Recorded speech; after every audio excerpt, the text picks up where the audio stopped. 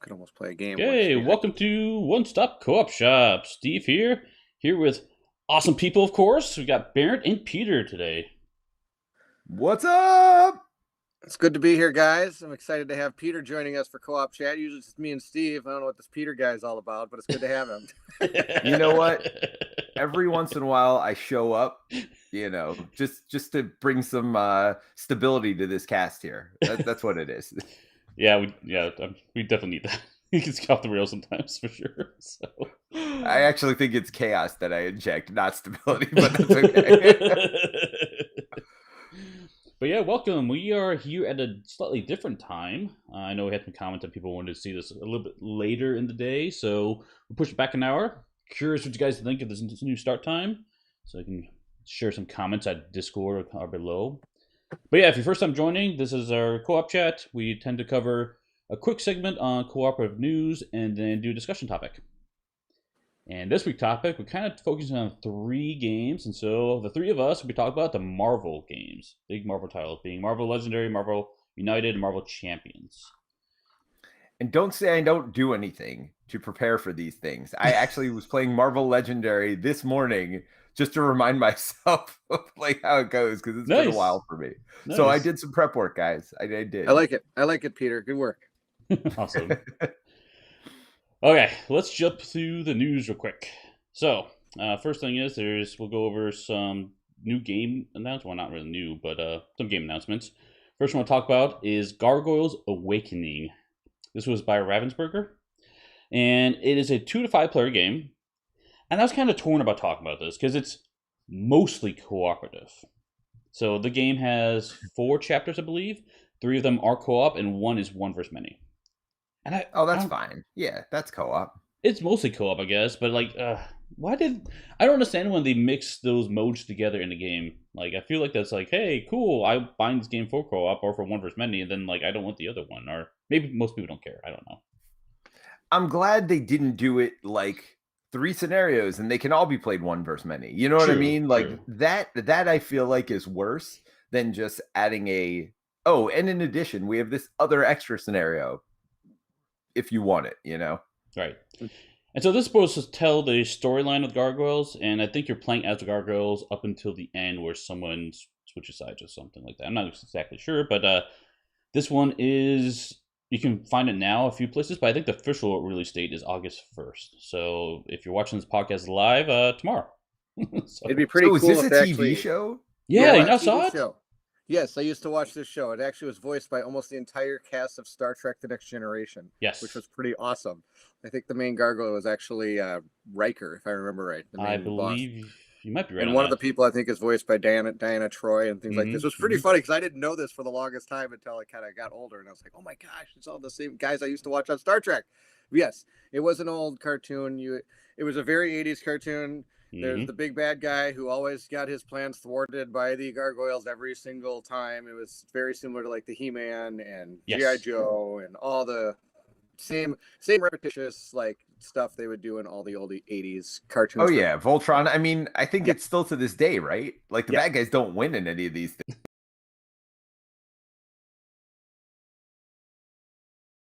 He either sends out me to do the work and we're gonna go do this. Oh, okay, well it failed. Oh, that's too bad. Yeah. Now, did you guys ever watch Silverhawks? No. I don't think so. It doesn't ring a bell. I think it was very similar to Thundercats. Like I felt like those two were like maybe even like the same main bad guy playing. I can't remember. But Mum-Ra? It was like, well, it wasn't Mum-Ra, the ever living, but it sounded like the exact same voice. So it's like a total ripoff, if I remember correctly. But and also, you pronounced Thundercats wrong. It's Thundercats. Oh, you're That's right. All right. See, we've got nostalgia, and I guess this next one's bringing back more nostalgia.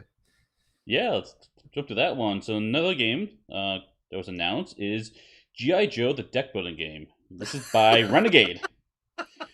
Because the more you know, right? Oh my gosh! Well, at least now I know knowing is half the battle. That's right. That's right. So this is a 1 to 4 player cooperative deck builder.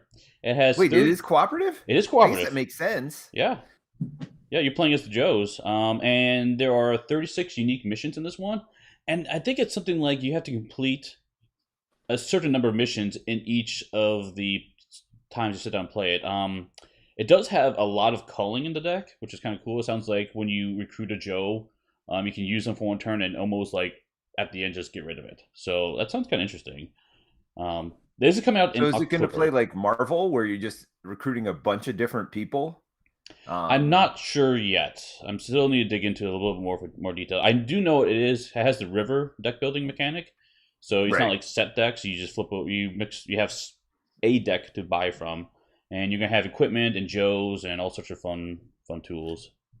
All right, I know a developer over there. I'm gonna have to reach out to him and see if I can get an early sneak peek at this one. Yeah, we just heads up. I think Mike was already on that, so we are trying. Oh no! I'm going deeper than that. Okay. I'm not contacting their marketing people. I'm contacting somebody else I know. Fair enough. So I may have more details or not soon enough. Regardless, we are probably going to try to cover this long story short in some way, shape, or form. I'm sure, because this sounds both very interesting to me and completely could be the worst thing ever. Yeah, I don't know. I'm not sure about this one, but it looks fun. Like I mean, deck builders love deck builders and obviously cooperative games, so I'm interested. As long as Tomac and Zaymot are in it, I'm really excited for this. But yeah, don't have a whole lot of cooperative news. That's basically just those two games. We do have some crowdfunding coming up. So there's two games I want to bring up. First one is Lands of Galzyr. Galzyr? I'm not sure to say that. So sounds good to me. This one is by Snowdell Design. It's 1 to 4 player adventure game where you run around trying to gain prestige. And this one is launching August 3rd. It's got weird meeples, that's for sure. Yeah, this is in the same like universe as Dale of Merchants, and I mean same designer, right? So very lots of animals in this game. Now this one does have an app. The app is kind of providing the story to you as you go through this adventure game. And Mike is covering this one, so we should have more information on the channel on this pretty soon.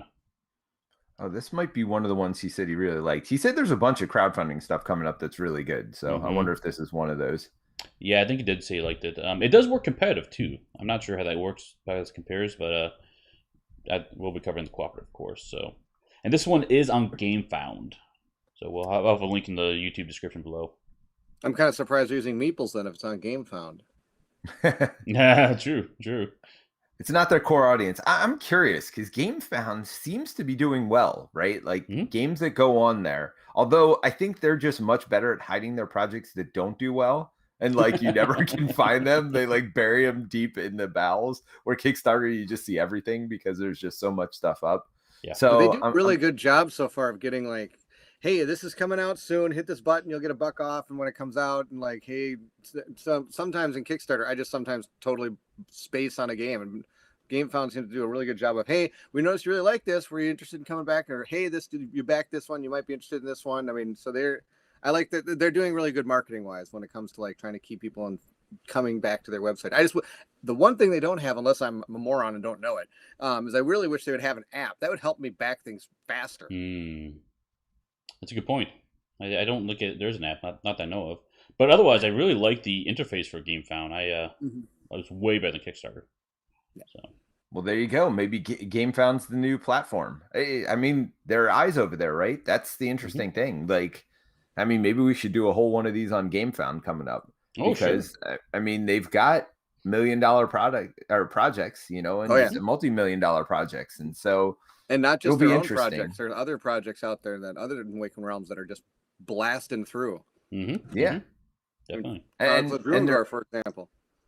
And I know we joked about all the games over there having miniatures, but there are things even like Robinson Crusoe that went. Now I know they added like a bunch of bling to be on there, but still, I mean, this one doesn't seem to have miniatures, so it'll be interesting to see how it does. It'll be interesting to see how the non-miniature Kickstarters do over there as well. For sure. Yeah, the Robinson Crusoe one is one I backed. And it was interesting because I think they were like, hey, we want to use your platform and we'll have some miniatures, but as they were working with the platform, they're like, hey, by the way, we should really make more miniatures for you. And so like they wound up like adding a ton more miniatures to that game and to the process of using GameFound. So I'm curious if that's going to be something in the future that like, hey, oh, use your platform. Well, let me help you make some more miniatures. So that'd be kind of cool. Well, that it'll be interesting to see if this game gets miniatures then. You have to remember, miniatures equal money. That's usually the correlation there. Well, I mean, the main thing is like you just hit a different market, right? Because some people will buy games just to paint miniatures or just for the miniatures, right? So very rarely do you see it, but sometimes you see like, oh, hey, here's a Kingdom Death game without miniatures. I don't want it. I just wanted the miniatures, kind of thing. I mean, very rare, but some people just get the miniatures. Right.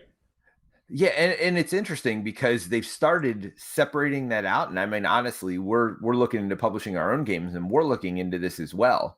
Like, do you have the non-miniature version and then sell the miniature separately? And people could either just buy the miniatures or buy everything, right? And combine it all together. So it'll be interesting in the future whether there's more options or whether you're just going to go down one path or the other, or like we're doing now. I think it's mostly going to be miniatures included. And then like some people will have them as a separate purchase. Like this game came with standees, and then you can tack on the miniatures if you want. Right.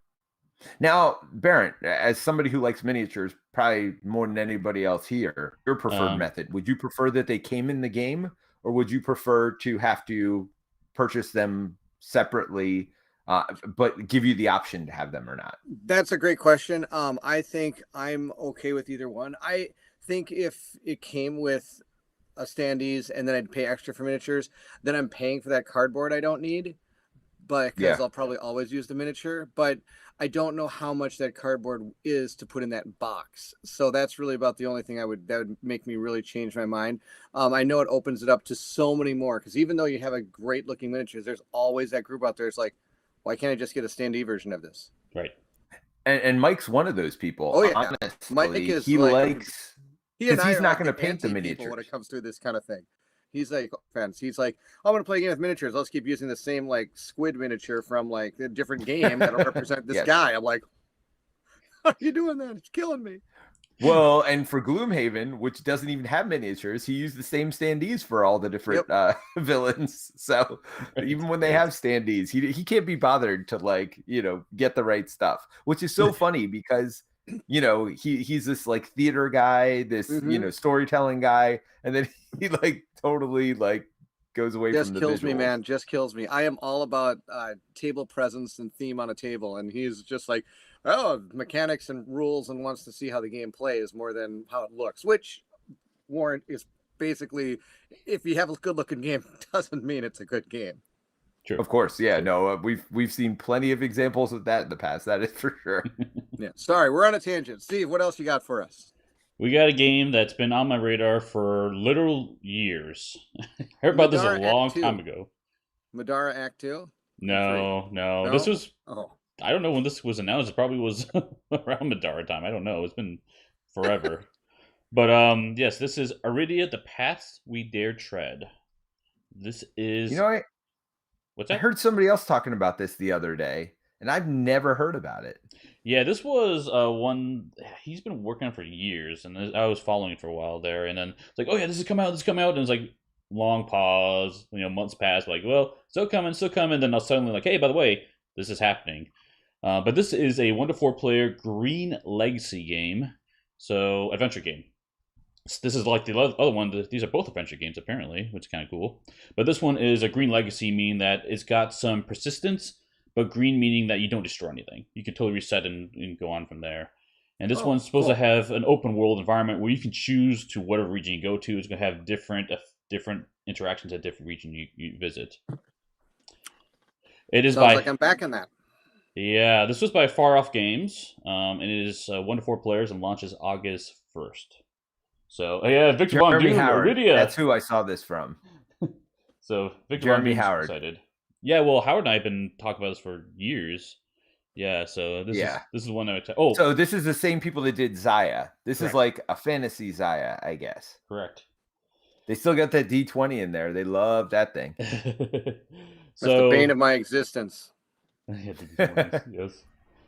We will be covering this to some extent on the channel. I've been talking with the designer, so I don't. Is it Cody again? Is he the designer? It's Cody again. So he's going to do. I'm going to do an interview with him, and we're supposed to get the prototype at some point, but there's some scheduling issues going on. But so it'll be most likely after the launch, unfortunately, but shortly after launch, we should be able to show you this game. Super nice guy, by the way. He is super nice. Mm-hmm. Yeah, I ended up playing a Keyforge tournament with him at and I mean he didn't play a lot of Keyforge, and we were at the like losers table together. He and I had not won a game, and so that was at PAX last year or 2 years ago. Mm-hmm. Super nice guy though. Like we were laughing and joking the whole time because it was like ridiculous how bad we're like, all right, who's playing the worst here today? Yeah, I am super excited for this one. I'm can't wait to show you more and find out more for myself. So, because I like. Yeah, I'm curious.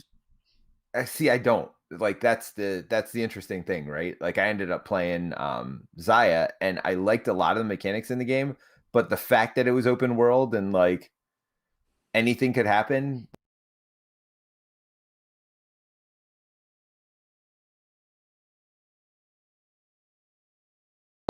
Rails for myself. Oh, a little hiccup there. Sorry about that on the stream. Hopefully you didn't get too much there. Okay.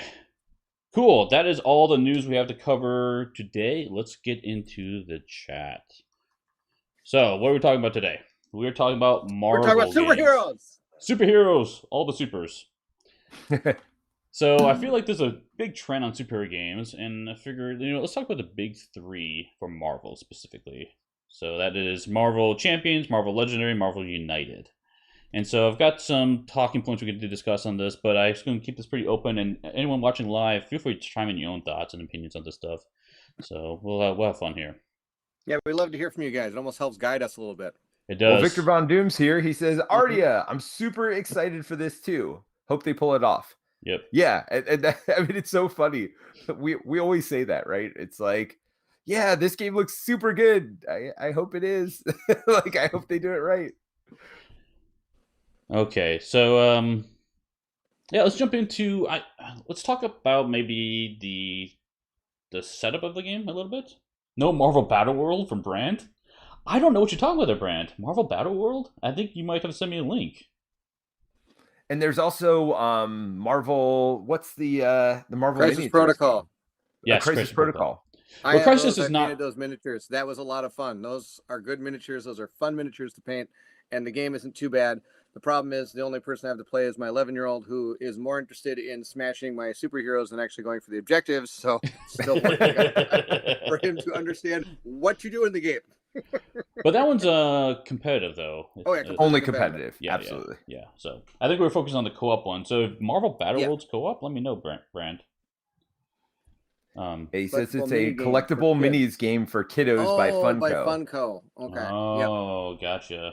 Yeah, they have I think they had a DC and a Harry Potter thing. I think, is that the game I'm thinking of? Maybe I'm not. Yes. Well, Funko's got the Harry Potter game, but I don't know it's that one. Who's the one that's got all those big head miniatures that are on a board? Funko. That's Funko. Is it Funko? Okay. Funko.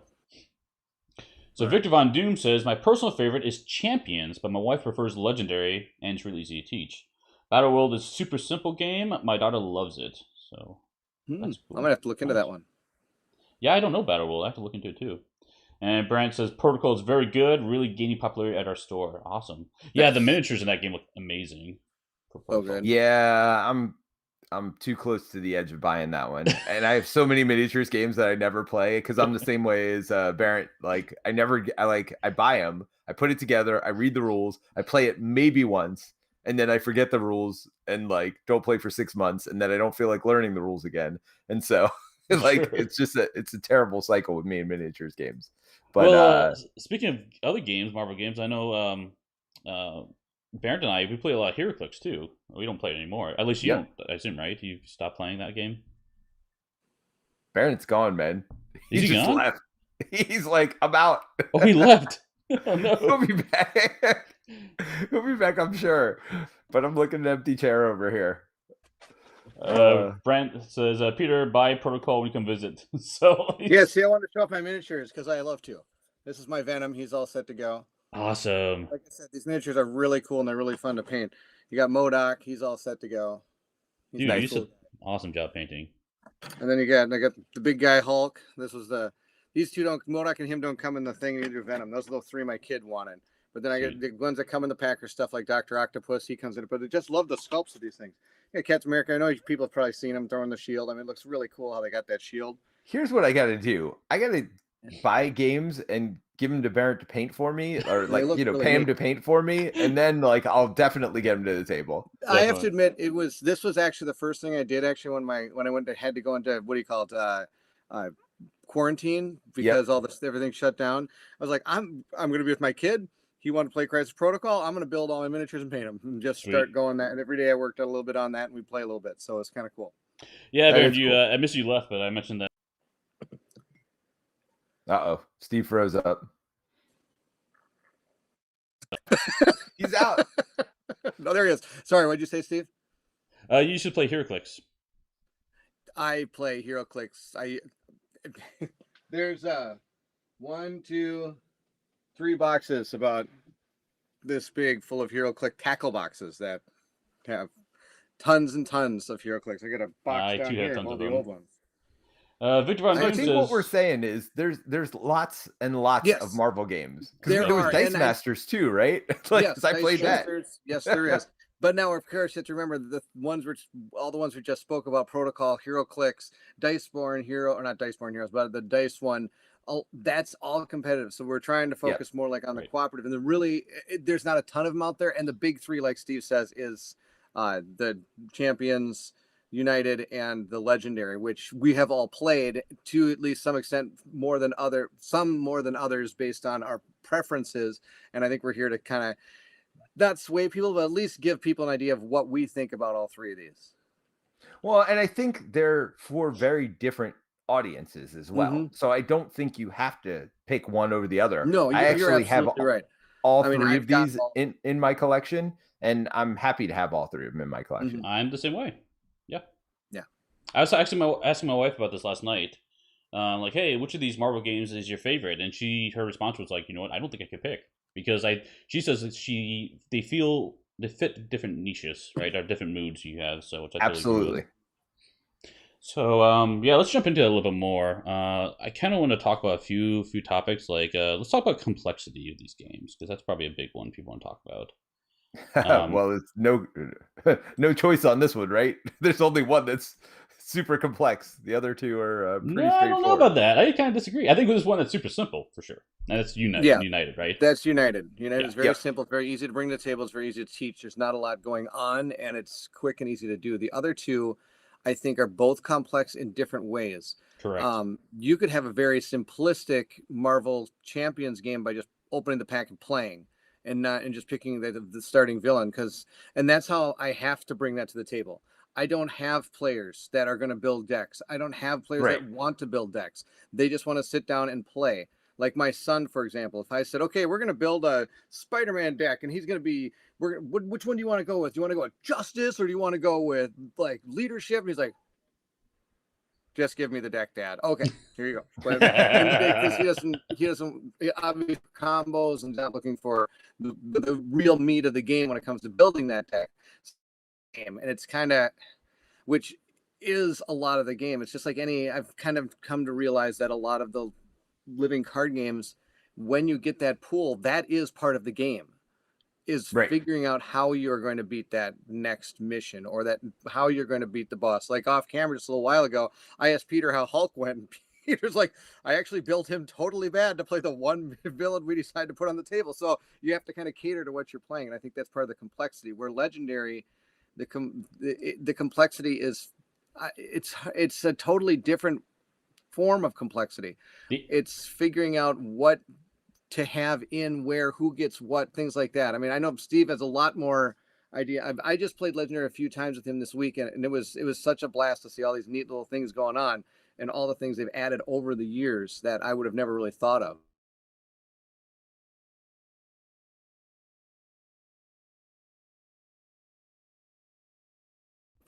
Stuff up? Do you want to lead a bunch of guys? Do you want to defend a lot, or do you want to, fight on against this like master scheme that they're working on? So I may basically ask them what kind of aspect they're looking for, but a lot of times I'll just build the decks myself, right? And you can build decks with low complexity for Marvel Champions. It's still never going to be Marvel United.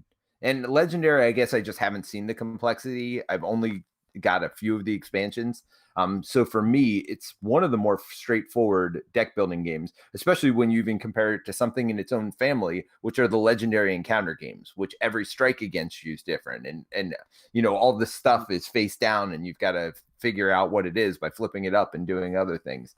So I think there's more complexity in even those games for me, and maybe it's just a bias thing where I've been doing this too and I don't remember what complexity is.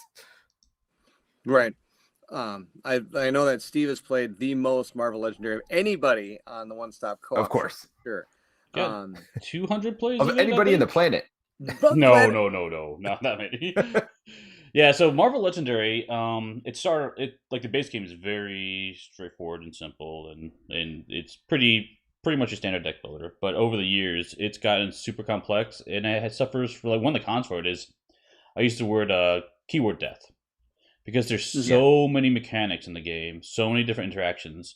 Like when we played Bairnt earlier this week, I had the rulebook next to me because I cannot play the game without the rulebook. It's that high complexity.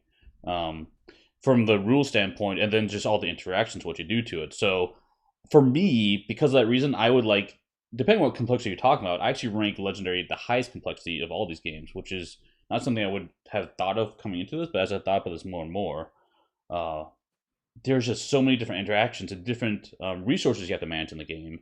And not to mention as the game has evolved, a lot of the decks wound up being flipped face down because you have a different card to mix into. Like now you have critical wounds, and now you have special agents to hire and sidekicks to use.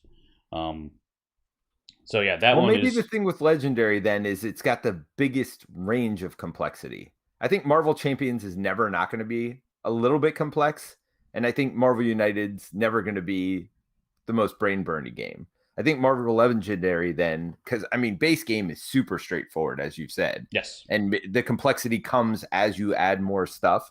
So I think Legendary might have the biggest range then of complexity. That's a good way of saying it. I can go with that. Yeah, definitely. Yeah, let's move on. I got some other topics. Let's talk about setup, because that's another one. I know that's a huge con, I would think, for Legendary, I'd say. Now, I don't know. I think people kind of blow this out of... Oh, I got some comments here real quick. Brant says, Legendary just struggles in that at lower player counts, the hero row gets stuck. At high player counts, it's too hard to get your deck built in time. That's a great point, Brant. I was going to talk about it a little bit later, but yeah, player scaling in the game, I feel like Legendary is one of the worst, honestly. Like, it's great at 2 to 3. 2 is ideal, in my opinion. And 4 to 5, do not play rules as written. It just does not work. So, most of the Legendary community has their own rule set for that. And I get the impression that we might see a new core in the future. Just my guess. Being that next year is going to be the 10th year of support for Marvel Legendary. And I suspect we might see a new core. I don't know. Just a complete guess on my standpoint. So and I know there's a actually pretty vibrant solo community for Legendary as well. And I think there's a little bit of divisiveness because they have the advanced solo rules, which come out in the Dark expansion. Dark City, yep. Dark City expansion. But then there's kind of some rules that people made up, and I can't remember the name of that one. Golden solo rules, I think they're called. So Golden solo rules. So, but I mean, I think there are people that like both, and it seems to be a pretty vibrant community. And I think they even have challenges every month, like play this against this with this, and there are tons of leagues. Score. Yeah. Tons of leagues for Marvel Legendary. You can always jump in a league, and some of them are for like the base set. A few other ones. Others are for like all the other card games out there, all the expansions. So it just varies. So I've done a few of the leagues. They're pretty fun. But and all solo though, right? No, not all solo. Oh, okay. Because some of them are a lot of people play two-handed in Legendary because 2 is the ideal player count. It works for one's hand, but 2 is more fun for sure. And so, I mean, if Kim and I played in the league, just the 2 of us, one-handed it each. So nice. But yes, so talking about player scaling, I know Champions, rules wise it works. Experience wise, I don't think it works as great. Like Champions is awesome 2-player and solo, and 3 it's okay, and 4 it gets to be long, especially if you have new people. Like if you have experienced people, you can play 4. I've done it; it's fun, but it's so long. Yes, I don't disagree with that, and I'm probably the biggest Marvel Champions fan here, but my ideal player count for that is 2 as well. 3 and 4, it's so much time between your turns. I wish what they would have done, and I don't know why they didn't sing this from the rooftops. I don't know why they didn't make it more simultaneous, where I could play some cards, then you play some cards, and then we, kind of go back and forth. They have that a little bit where you can play actions on other people's turns, but I don't know wwhy you just can't do everything and make it a bigger puzzle, more interesting, more fun puzzle. Yeah, you might have to ramp up the difficulty of the villains a little bit, but that's okay. Like, I think it would be a more fun experience to be more simultaneous, and I wish they had done that. I agree with that. Where are your thoughts, Bairnt, on scaling on this topic, player scaling? You guys are pretty much nailing it right on the head. I brought it to 4. I brought both of these type of games to 4 players. My group is 4 players. We played Alien Encounters as 4 players. It works good. It's obviously, I think it's a lot tougher. And I'm just naming encounters. I haven't played Legendary Marvel as a 4-player mechanic yet. Don't. But and Champions is the same way. We did 4 players with that, and that I think that's really why the game bombed with my group. It just totally went right into the ground. Nobody had any fun. It was all. I mean, one of my friends is over on his phone while the other 2-3 people are doing stuff, and I'm trying to explain things, and it just. And he said that he would play a 2-player. He said, "Hey, this I think is a pretty cool game, but the 2 girls, my wife and my wife's friend, or my friend's wife, they didn't like it at all." And then it probably was because of that. So trying to teach that game, especially low or high player count, is just awful because that's usually what I have to do, because usually my friend and his wife and my wife and me all playing together. So whenever I have to explain a game, it kind of takes a while if there's 4 players, and it always is 4 players. Marvel United, I actually haven't played 4 players yet. And so I don't know how it scales. I've usually only played it 2 players, but I feel with that game, how fast it moves, I would see that that's probably not that big a deal, especially since you're comboing off each other. You're probably trying to at least do a lot more interactions and talking when it comes to actually figuring out your plan when it comes to taking these people down. And I agree with you. I think United works great. 4 players is good. It's good. I like 3 better, I think. I am worried about 7 players. I think that's gonna be bad for United. Well, sure. 7 players? I think that's ridiculous. Twice, you haven't even moved from your home place unless somebody carried you somewhere. Yes, that is my big concern. I know they introduced that with the new X-Men. That's the max player count you get to. Like, granted, some people are playing as the enemy in that sense, and you got 2 teams. But I don't think I have any need or desire to play 7 players that game. So no. But I do think it's the game that plays best at higher player count because, like we said, your turn's so super fast. I mean, you're literally playing the card and doing what the icons say. Brent had some comments. He said, yes, Champions is too long with new or casual players, but it's absolutely the best with advanced players. I have not gotten that group together. I probably should one of these days. Timing and cooperation is unmatched by any other game I have played. Wow, that's high praise there. Now, Brant, you have to realize, is a huge Marvel Champions fan as well. He's got his own channel, Step Into the Portal, where he plays Marvel Champions and other games as well. They're affiliated with a game store, the Portal Game Store. So with Champions, I suggest if you have 3 or 4 and some new, just bow out and teach and run the villain. I would agree with that. Again, but Barrett, you don't play the game that often. So that wouldn't be fun for you, right? Like, no, I've done things like that in the past where when I was teaching Nemesis one time, I just didn't play because when you get over 4 players and you're trying to teach that game, I want people to have a good experience with the game because it's one of my favorite games. And so I just completely bowed out and started just kind of, okay, now we're going to, I'll just flip the deck. Okay, this is what the intruders are doing. Oh, there's no intruders on the board. We're just going to do the event. So I think yes, I totally agree. If you're trying to teach a game like that and you're having 4 players, if you want them to have a good experience, yeah. But yes, I haven't played the game very much. I want to play Iron Man. Come on. I don't want Exactly. Well, here's the funny thing. I bow out at 2 players and I let my daughter play solo and my son play solo because I noticed even at 2 players, the downtime is too much for them. Now you have to remember they're younger, obviously. Right. But yeah, no, I mean, I have a fun enough time running the villain and watching them play solo. So I will do that. I think you can, for a lot of these games, if you can get the lower player count, especially with younger kids, it keeps them more involved and quicker. For sure. I think Brant brought up another fun talking point I want to talk about is cooperation. That's a good one to discuss. Yep. So I think probably the worst is going to be legendary in the sense. I think it's more coordination than cooperation. Because I'm not like playing off your cards or doing things during your turn. I am, hey, I'm going to build a deck to manage the scheme while you build a deck to take down the boss guy, right? It's more of that level, which I Wait, are believe you is. talking about champions or legendary? Oh, what did I say? Did I say champions? You said legendary. I said legendary. No, No, it's legendary. In legendary? No, I did mean legendary. He Yes. said scheme, which made you think champions, but he's talking about like that scheme twist. So you have somebody trying to work on the scheme twist to make sure when it hits, it doesn't like totally cripple people. It's actually has some where the other person be building up like a lot of fighting if you're supposed to take like the boss down with 12 damage or something. And you have to have somebody that's kind of doing that while the other person is working on buying cards that can mitigate whatever that scheme twist is going to do. Is I think that's what he's talking about. It tends to work well if he has. Go ahead.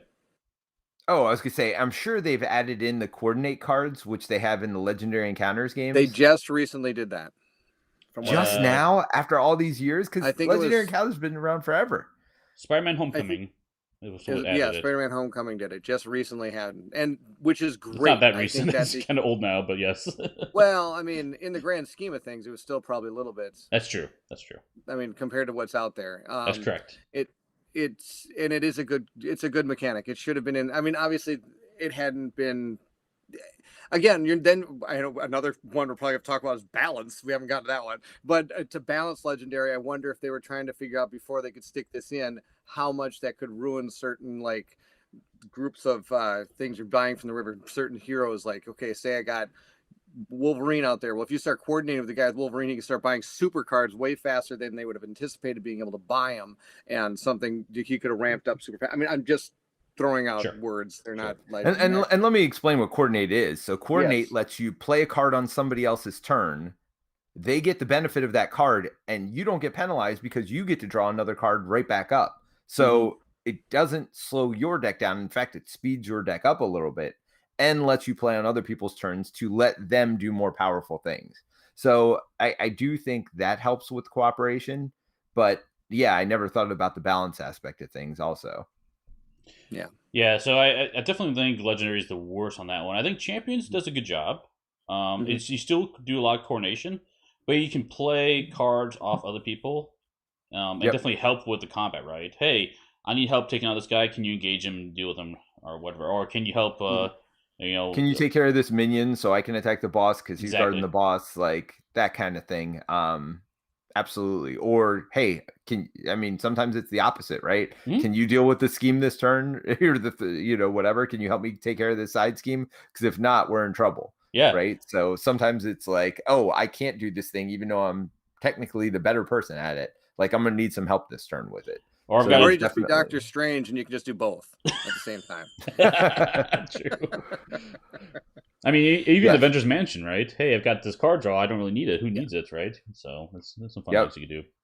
But then, of course, you got United, which it's one of its core mechanics is cooperation. I mean, it's really the built-in core mechanic of the game. You're playing off the other character's card as you're going down the line. So, I mean, it's just blatant right in your face. This is a cooperative game. We're working together to try to stop this, which is pretty cool. And it really, I think that's one of the reasons my kids enjoy it so much is because they can see me playing a card and be like, oh, I can do something off that. I'm like, yeah, you can.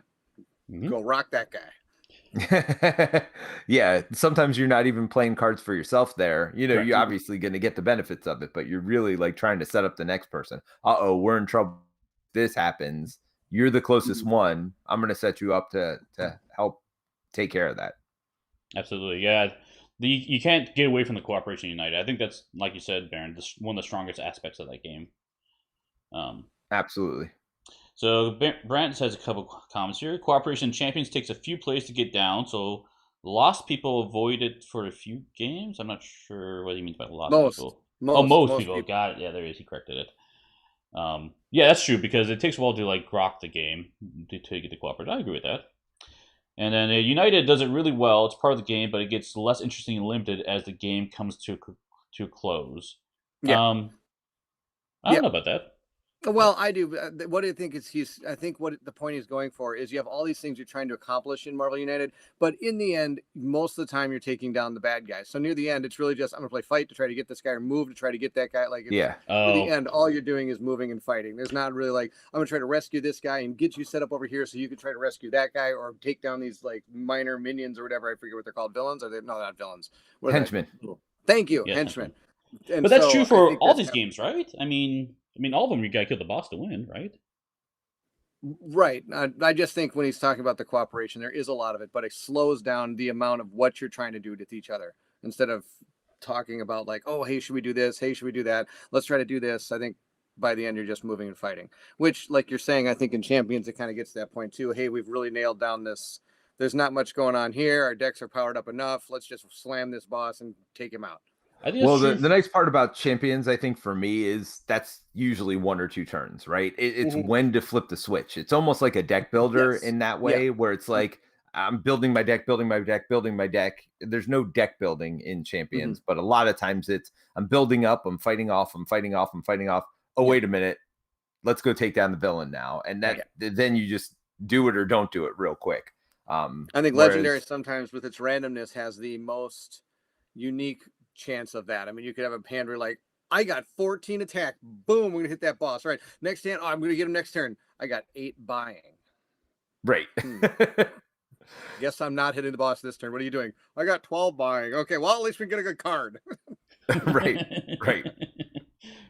Yeah, I don't know if I've always had the cooperation wrapped down. It really depends what you're doing. Like I think a good example is Sinister Six. Like the cooperation in that game is high the whole time in Sinister Six because you can't mess up in that game. You're going to lose, especially if you ramp up the difficulty of United. If you play on like the standard difficulty, then yeah, I would definitely agree cooperation drops for sure. So I think it depends a lot on the setup, which I think is another good topic. I think all these games do a really good job on modularity and like being able to like mix and match different things in them. They're just fantastic for all of them. I think you have to in game.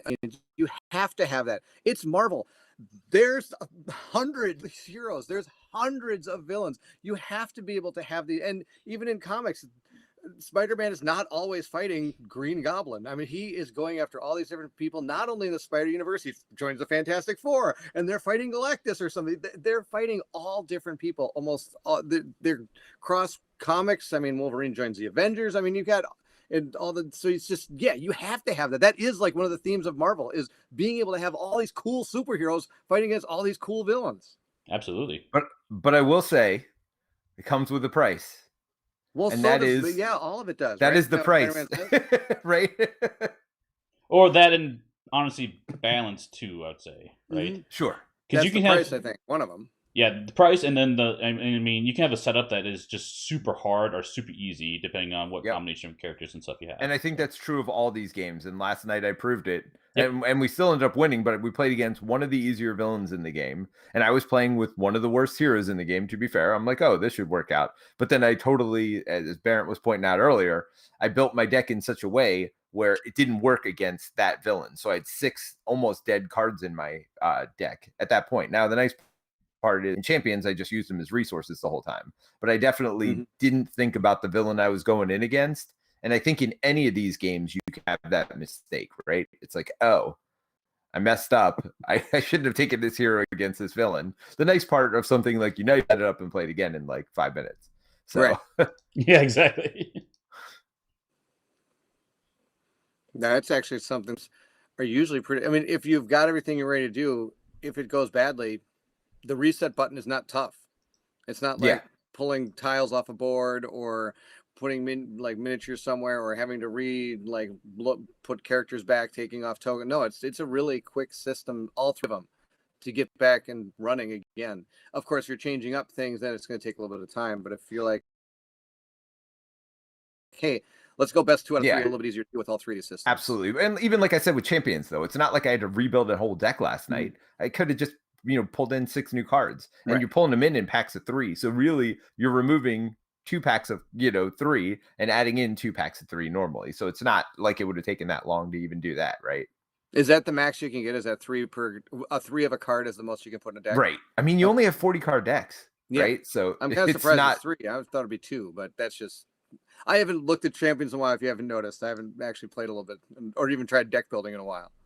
Well, and honestly, that's me with Marvel United. I haven't played past the core set, and the core set I know is probably the least interesting of all the experiences that have come out with Marvel United. So I definitely have to play that one past the core at some point.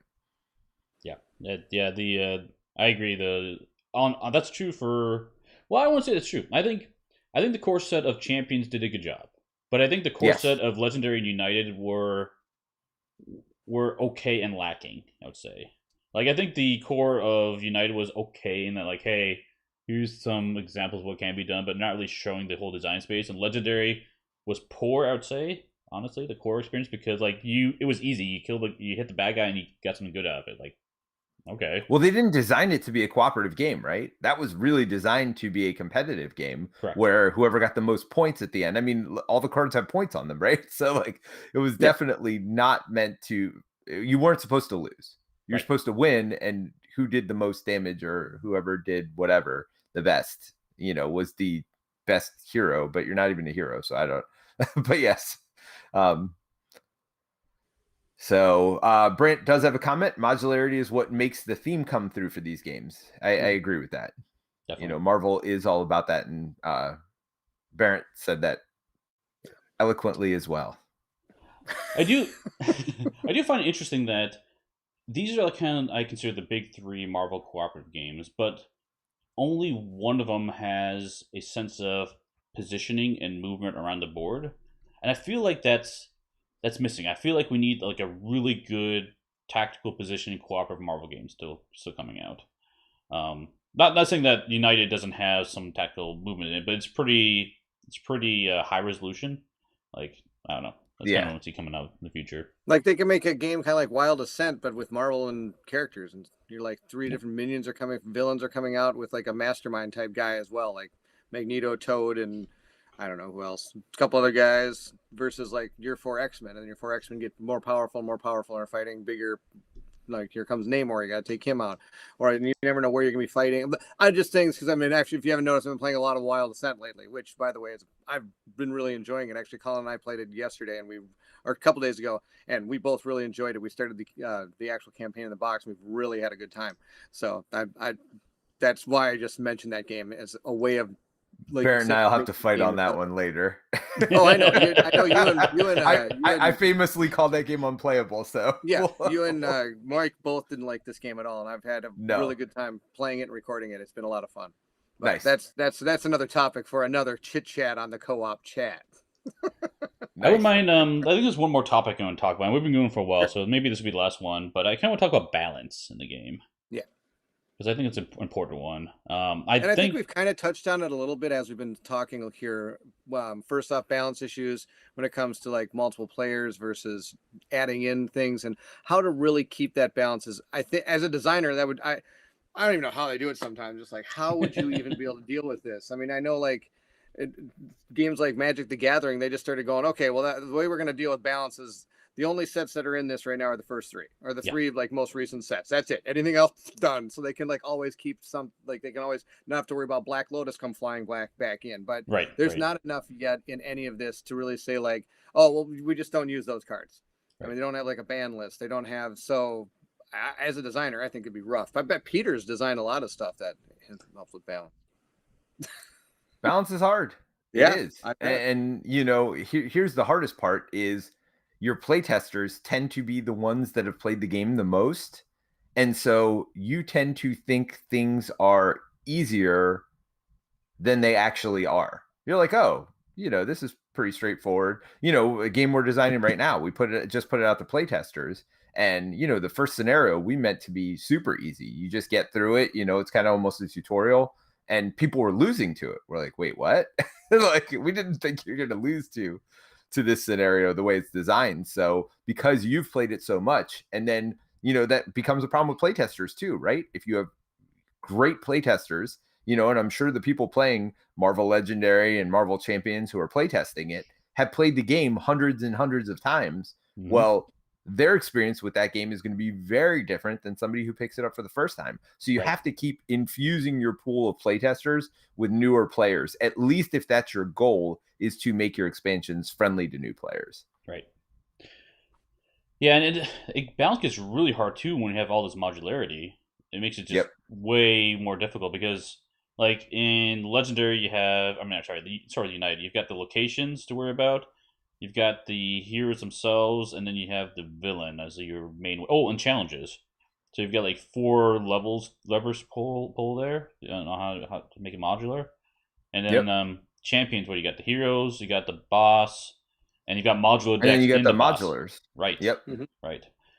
And then Legendary, you've got the scheme, the villain deck itself, the hero deck itself, and then the boss as well. Well, you have henchmen and those side stuff too that you add in, right? For Legendary. Sidekicks. You have the sidekicks if you want to put those in. Then you also have the. There's so many. Yeah, the modularity in Legendary is like the highest I've played in any game, to be honest. Like it's been around the longest. It has. I mean, as long as you're continuing to add to a game, the longer the game is there, the more you're going to have, and that's pretty cool. Yeah, next year's going to be 10 years. I'm about to get a lot of it. I'm actually going to Collins today to pick up his Marvel Legendary pack, his entire set, so that I can start playing it. Cool. Nice. So let's talk about somebody who hasn't bought any of these games yet. Let's just quickly, I think, go through each of them and talk about how to get into the game and what you would buy as the first couple purchases and why you'd like one over the other. You think that's a worthy thing? I mean, I guess we'll start with Marvel. You're making me think, man. I know. It's early in the morning to think like this. No, I'm kidding. Go ahead. We'll go in order here. We have Marvel Champions listed first. So obviously you need the core set. And I would say after the core set, I mean, that'll keep you entertained for a while. I always say buy your favorite hero. Yep. Next, whoever you want, if you want to add more heroes. If you're okay with the heroes in the core box, my first suggestion would be Rise of Red Skull. I think it's a really fun campaign. It adds in 2 new heroes and 5 new villains, and that's the most important thing. You want that variety. The base game comes with 3 villains and 6 heroes. So if you just buy those 2 things, even without buying any extra heroes, you've got 8 heroes and you've got 7 villains to go against. And the difficulty is in the right scaling for like what you'd have. Like you'll be able to deck build a little bit, but you're not going to feel overwhelmed. And the heroes are pretty varied. I mean, all the heroes in Marvel Champions are actually pretty varied. But I would not recommend getting Galaxy's Most Wanted. Like if you just bought a core set, Galaxy's Most Wanted, even if Guardians of the Galaxy is like your favorite thing, I don't know that I would go there next because the difficulty in that one is like through the roof. Certainly if you want to challenge yourself, you could. But I mean, I think you're going to need a lot bigger pool of cards to deck build from. Now, if you like all the Guardians, I think you'd be okay if you got Galaxy's Most Wanted and all the heroes from Galaxy's Most Wanted, because I think there's enough good cards in there along with the core set to build something to do it. So if you really love Guardians of the Galaxy, that's where you want to go. You could do that, but I would highly recommend doing Red Skull first. I agree with that.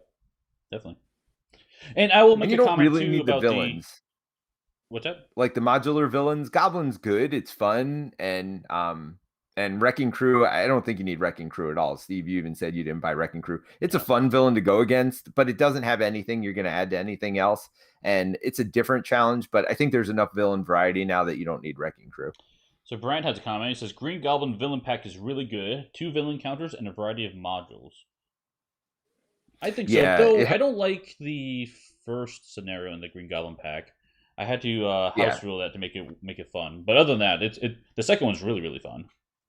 So yeah, I agree. But it's also very similar to Ultron. I agree the modulars are great, but there's going to be other ways to get modulars in the future. Definitely. Now, again, if you're past your first purchases, I think Goblin is definitely, probably one of your first 10 purchases you want to buy, but I don't think first. I think first I would go with Red Skull if it was me. Sure. Cool. Let's jump to. Oh yeah, and I guess who would like this game and who would not like it? That's a good one to talk about. Sure. I think we talked about complexity scale. I'm still going to say I think Marvel Champions is the most complex of the games. And again, I haven't played all the Marvel Legendary, but we're talking about people getting into the game. I think if you're getting in, Marvel Champions probably has the highest barrier to entry, the most complexity of card play, things like that. You all right, Steve? I thought he was talking to you, I Peter. think he thinks he's muted. Oh, I'm muted? No, I was. No, Sorry. you weren't muted. I was muted to everyone else, not to you guys. Sorry. That's okay. Oh, okay. All right. Anyway, who is this good for, Peter? So yeah, I think it's good for anybody who likes complexity in card games, anybody who like a Magic the Gathering type game, anybody who wants complex card play, I think is going to have fun with it. You have a lot of interesting choices turn to turn, hand management choices, if that kind of thing appeals to you. Deck building, certainly, I think it is. Of the games that do deck building, I think it is actually the easiest deck building game because you really only have 25 cards to play with. And then once you add it, because you have 15 cards that are hero specific, so you have 20 in a 40 card deck, so you only have 25 to play with. And really, of those, you're going to put in the 3 doubles every time. So now you're really talking about 22 cards to deck build with. If you're putting in sets of 3, you're really only talking about 7 sets of 3 to put in. So I do think. I don't think it's that complex, and I think it's actually pretty easy to get into. So, but if you like more complex tactical games, I think you're going to like Champions. Hey, I want to do a quick shout out. Hey, thanks Roberto for the subscription. So, nice. Yeah, let's do a Marvel Legendary, I think, next.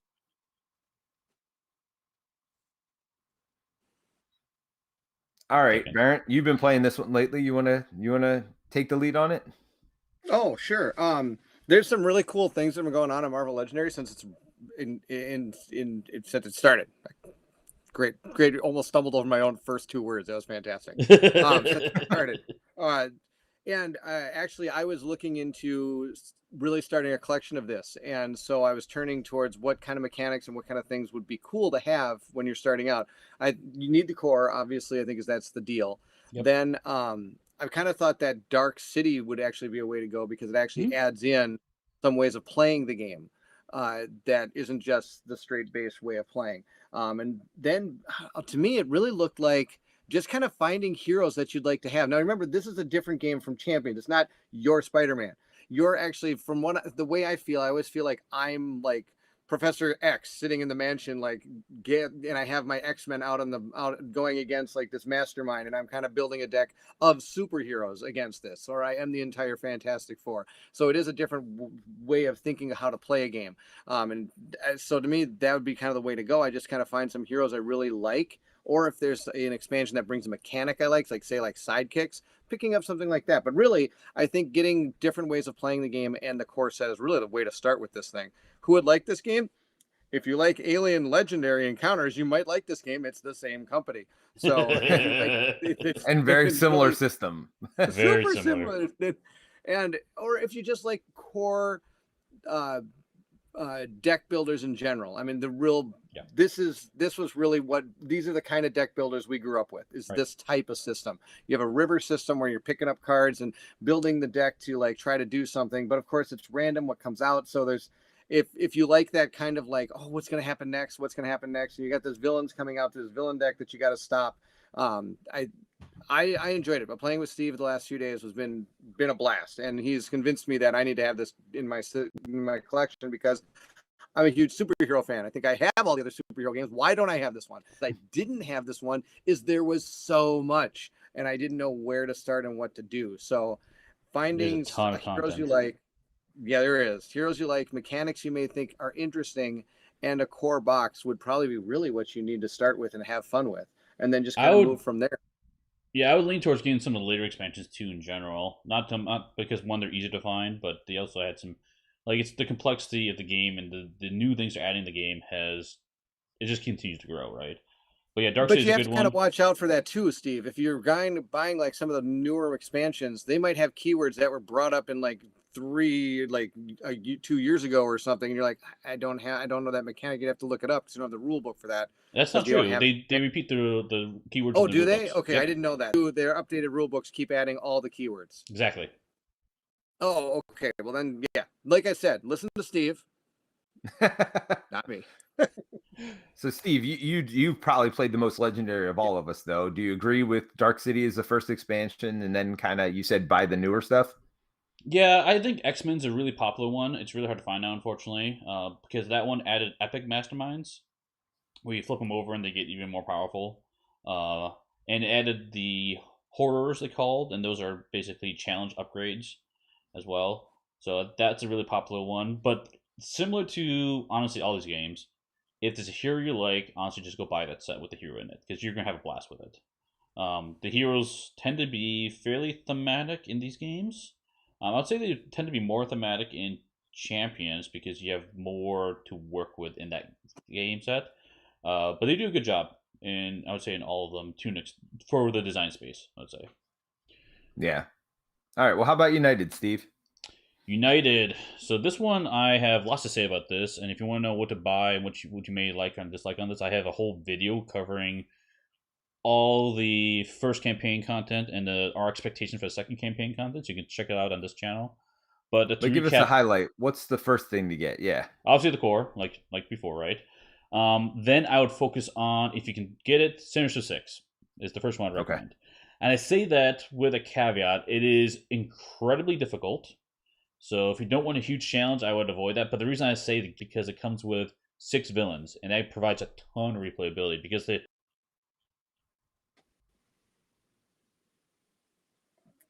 can play them all individually. Yep, you can play them all individually instead of just in. But they also come with that, of course, complete story that is part of the expansion, which is pretty cool. Yeah, that's kind of cool because. Yeah, so you can play against all 6 at once, or you could play them individually. That's kind of neat because I do think the core games do a really good job in all of these of giving you plenty of hero variety, but I don't know that the villain variety is there where you want it. And I think that's where all of us have suggested for first expansions is stuff that's really giving you more variety in the villains you're going up against.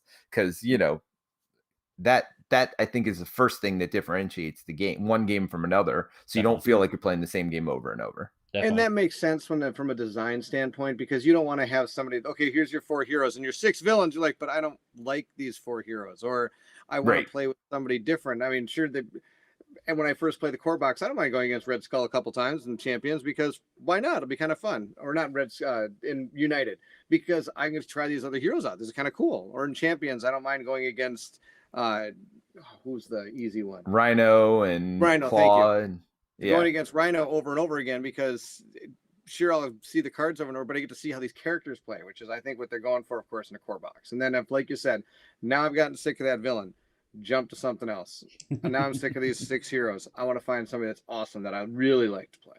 Yeah. Now they know what to play. But yeah, I'll do Sinister 6, and then the next one I'll do is the Infinity Gauntlet, because that gives you campaign and more villains, of course. And I'm curious how that's going to change when the new wave comes, because there's some really cool things coming in that set. I already tried out the Sentinel challenge, and I'm loving it from what I understand it to be. So that one may be super high on my list in the future once I see the official product. Yeah. Well, some Monday or Wednesday, Steve, we're going to have to do some either Marvel Legendary or Marvel United on the stream. You know, when Kim's not available, we'll have to get together and play one of those two, because I haven't played as much United as I want. And Legendary, I haven't played much past the core set. Now, I don't know if that one's available on TTS. I know all the United stuff is. Both are available. Cool. Yeah, so we'll have to do that. You may see some more Marvel content. We're going to Marvel streaming shop. Apparently. We're all big Marvel fans apparently here, so. But good, this has been going on longer than I expected, but it was fun. It's fun chat. So honestly, thanks Bairnt and Pete for helping out, and it was a fun chat with you guys on this topic. It's always a pleasure to be here, Steve. It's great to see Peter. Peter, it's nice to see you. I have to get together again sometime soon. Steve, always a pleasure. Love it, man. Always. Absolutely. Yeah, no, you can't say it goes on longer than you expected when you invite me. You know it's going on long if I'm here. It's always the way it goes. 35 minutes. 35 minutes for Peter. That's usually what it is. Cool. And the rest of you get your 30 minutes as well. It's combined. Okay, well, thanks everyone for watching. I think the next stream we have planned is probably Reich Busters on Monday. That's what I think is the next one. So we'll update the schedule. Oh, also, speaking of the stream channel, thank you everyone who helped support us because we reached 1,000 subs. Yep. So you'll get a schedule tomorrow, I guess, right? Yes, I will post a schedule to everyone because we now have that feature unlocked. I've been dying to get that feature unlocked. So, excellent. Yeah, and I'm gonna try to figure out how to get the merch store combined too. So if you want these cool like one-stop co-op shop shirts, you'll be able to get your own. I'm gonna try to link it right in, so you'll see it right under our videos. So that way you too can buy some cool one-stop co-op shop merch and represent at your convention, which hopefully soon we'll be able to do in person. Nice. Excellent. Well, thanks, guys, and thanks for everyone who hang out with us, and we'll see you at the next stop. Bye. Bye.